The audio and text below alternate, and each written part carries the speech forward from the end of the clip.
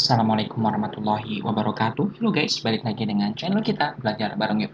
Oke, pada video kali ini kita bakal ngebahas tentang Permen PUPR nomor 27 tahun 2015 part 3. Jadi ini part 3 ini adalah lanjutan dari part 1 dan part 2 sebelumnya. Pada video ini kita ngebahas dari pasal 104, mohon maaf, dari pasal 144 hingga selesai. Oke, bismillahirrahmanirrahim. Mari kita mulai. Oh, mohon maaf, dari pasal 146 sampai selesai ya. Oke, jadi eh, kita pada bab ini bakal ngebahas bab 4, bab 5, 6, 7, 8, 9, 10 sampai pasal mohon maaf sampai pada bab 11. Bab pertama, bab 4, organisasi, bagian ke-1, organisasi pelaksana, pasal 146. Dalam melaksanakan pengaturan keamanan bendungan, Menteri dibantu oleh organisasi pelaksana yang susunannya terdiri dari A. Komisi Keamanan Bendungan dan B. Unit Pelaksana Teknis Bidang Bendungan. Bagian kedua, Komisi Keamanan Bendungan, pasal 147 ayat 1. Komisi Keamanan Bendungan bertugas A. Melakukan pengkajian terhadap hasil evaluasi keamanan bendungan, B. Memberikan rekomendasi mengenai keamanan bendungan, dan C. Menyelenggarakan inspeksi bendungan. Ayat 2. Dalam melaksanakan tugas, Komisi Keamanan Bendungan menyelenggarakan fungsi A. Pemberian rekomendasi kepada Menteri dalam rangka pemberian persetujuan desain, izin pengisian awal, izin operasi, persetujuan desain perubahan, atau persetujuan desain rehabilitasi dan izin penghapusan fungsi bendungan. Nah, poin A ini sudah kita bahas ya di video sebelumnya, khususnya ada di part kedua. Oke. Kemudian poin B, pemberian rekomendasi kepada menteri yang menyelenggarakan urusan pemerintahan di bidang lingkungan hidup dalam rangka pemberian izin penempatan awal limbah tambang dan izin operasi untuk bendungan penampung limbah tambang. C. Pemberian saran teknis bendungan. D. Evaluasi terhadap hasil kegiatan yang dilakukan oleh unit pelaksana teknis bidang keamanan bendungan, dan E. Penyelenggaraan inspeksi bendungan. Ayat 3. Organisasi dan tata kerja Komisi Keamanan Bendungan dilakukan sesuai dengan pedoman yang ditetapkan oleh Menteri. Bagian ketiga, Unit Pelaksana Teknis Bidang Bendungan, atau bisa disingkat UPT ya, UPT Bidang Bendungan, pasal 148 ayat 1. Unit Pelaksana Teknis Bendungan, sebagaimana dimaksud dalam pasal 146 huruf B, bertugas memberikan dukungan teknis dan administrasi kepada Komisi Keamanan Bendungan. Ayat 2. Dalam memberikan dukungan teknis, Unit Pelaksana Teknis Bidang Bendungan melakukan kegiatan A. Pengumpulan dan pengolahan data bendungan, B. Pengkajian pembangunan dan pengelolaan bendungan, C. Penyelenggaraan inspeksi bendungan, D. Pemberian saran teknis bendungan, E. Pemantauan pelaksanaan konstruksi dalam aspek keamanan bendungan, F. Inventarisasi dan registrasi bendungan, serta klasifikasi bahaya bendungan, dan G. Pengelolaan arsip bendungan. Ayat 3. Organisasi unit pelaksana teknis bidang bendungan dilakukan sesuai dengan pedoman yang ditetapkan oleh Menteri.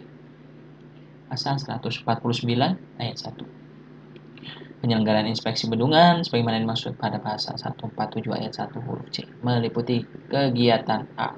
Pengumpulan data untuk bahan pertimbangan kajian dan pemberian rekomendasi, dan B.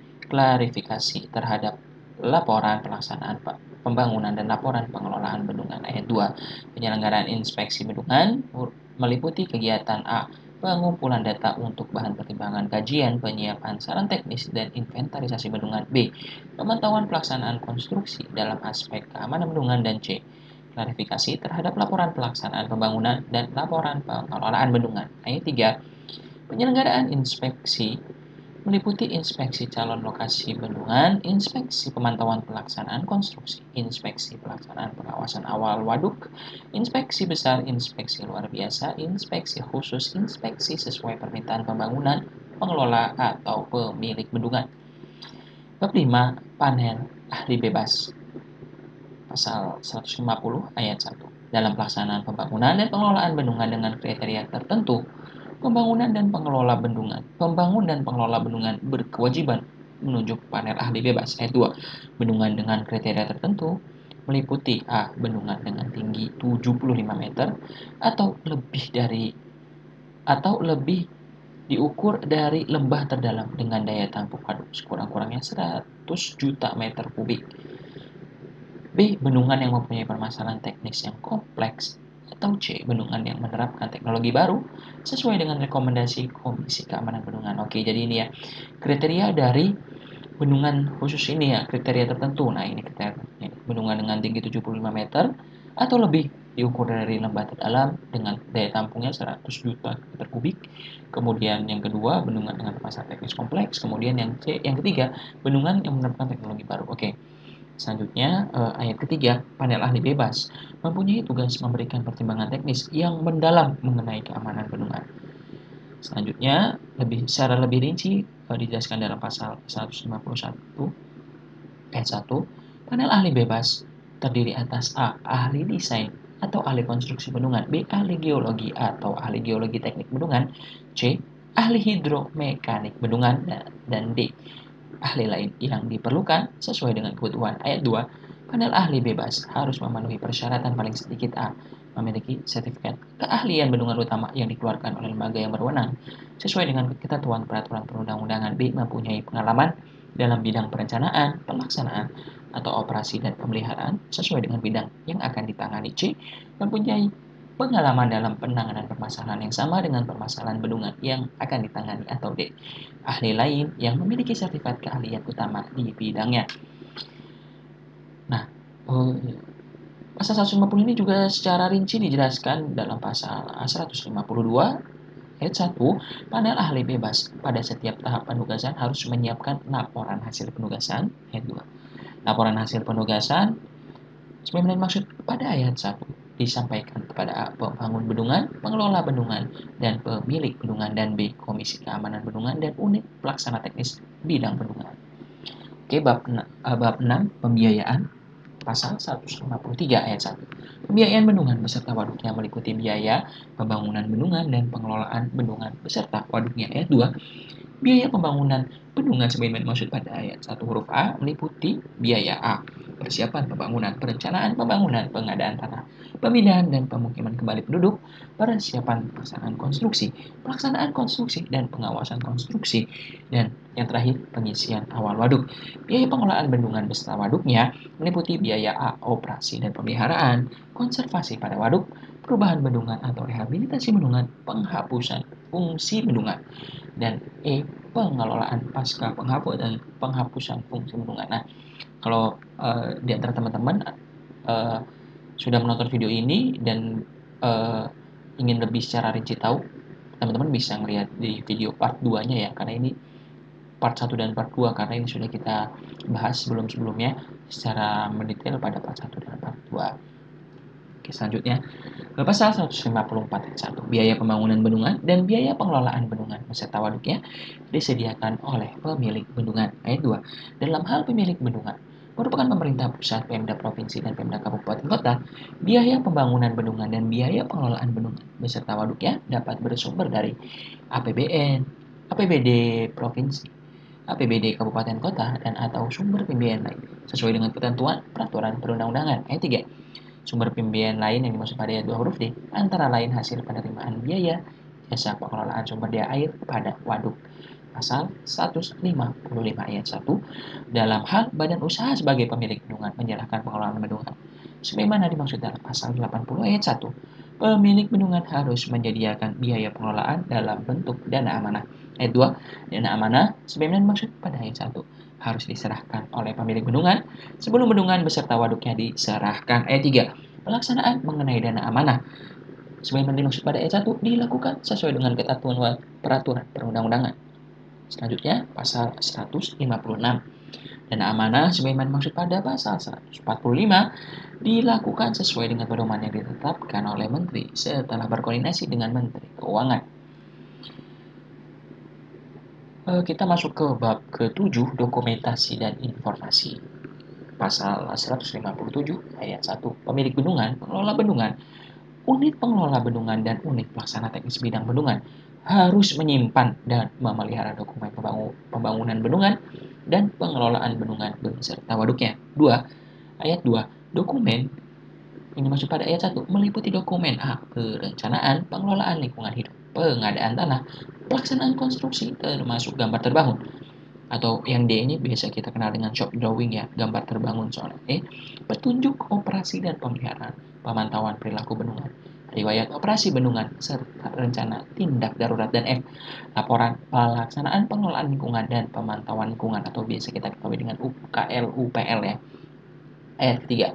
Dokumen sebagaimana dimaksud pada ayat 2 harus disimpan selama 10 tahun sejak penghapusan fungsi bendungan.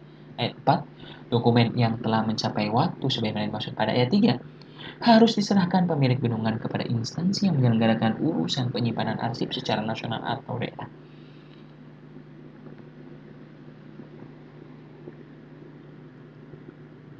Nah ini ya yang ayat 3 ini, jadi harus disimpan selama 10 tahun. Data-data ini harus disimpan selama 10 tahun sejak penghapusan fungsi bendungan, misalnya ada penghapusan fungsi bendungan.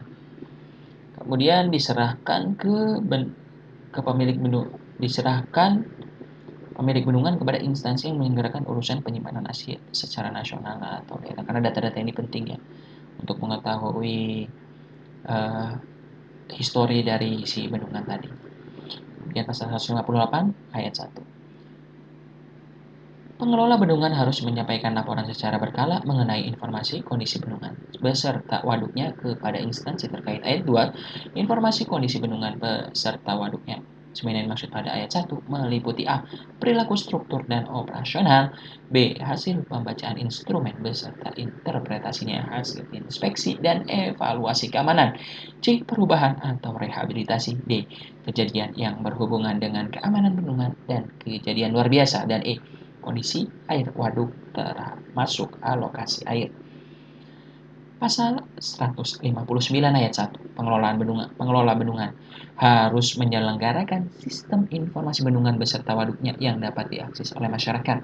Ayat 2. Dalam menyelenggarakan sistem informasi sebagaimana dimaksud pada ayat 1, pengelola bendungan melakukan A.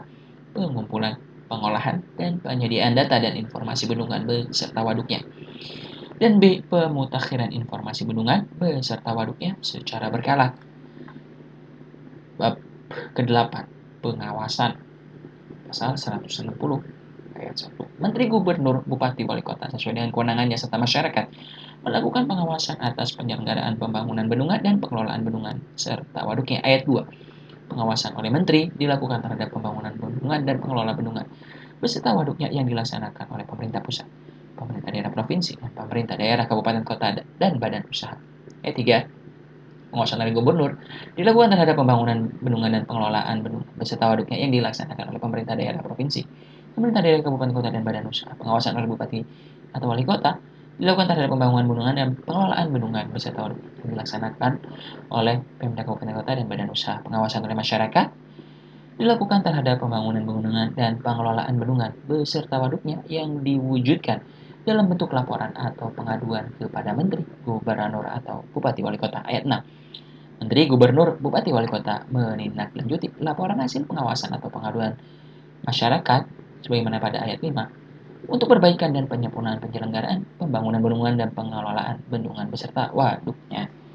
Masuk ke bab ke-9, peran masyarakat. Pasal 161 ayat 1. Masyarakat mempunyai kesempatan yang sama untuk berperan dalam proses pembangunan bendungan dan pengelolaan bendungan beserta waduknya. Ayat kedua, peran masyarakat sebagai mana dimaksud pada ayat 1 dapat dilakukan dengan cara A. Memberikan masukan dan saran dalam pembangunan bendungan dan pengelolaan bendungan beserta waduknya. B. Mengikuti program pemberdayaan masyarakat dan atau C. Mengikuti pertemuan konsultasi publik dan sosialisasi. Ayat ketiga, dalam melaksanakan peran sebagaimana dimaksud pada ayat 2, masyarakat mempunyai hak untuk A. Memperoleh informasi mengenai rencana pembangunan bendungan dan pengelolaan bendungan beserta waduknya. B. Menyatakan keberatan terhadap rencana pembangunan bendungan dan pengelolaan bendungan beserta waduknya yang sudah diumumkan disertai alasannya. C.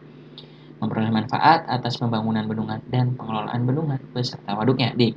Mengajukan pengaduan kepada pembangun bendungan atau pengelola bendungan atas kerugian yang menimpa dirinya berkaitan dengan penyelenggaraan pembangunan bendungan dan pengelolaan bendungan beserta waduknya. Dan atau E.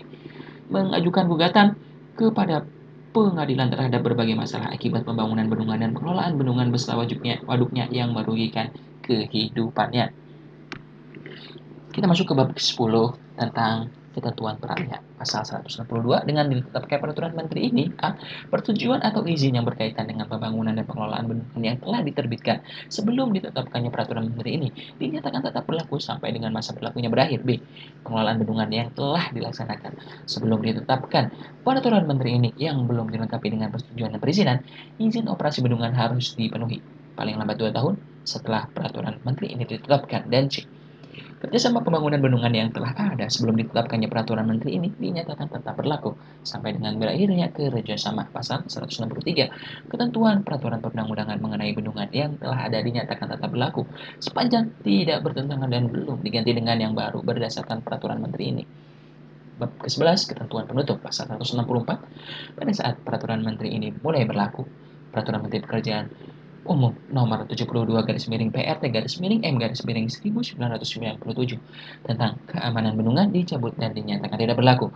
Pasal 165. Peraturan menteri ini mulai berlaku pada tanggal diundangkan.